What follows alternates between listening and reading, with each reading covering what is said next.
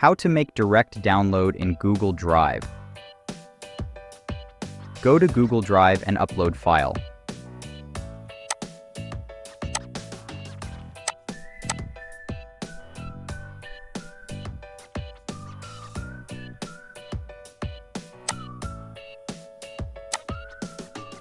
Click on Share icon.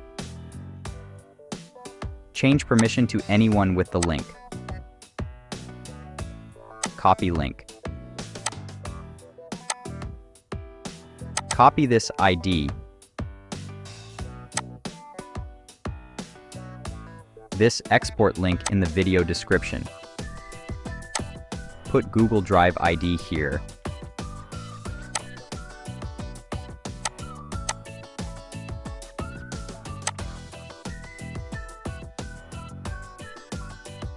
Now test this.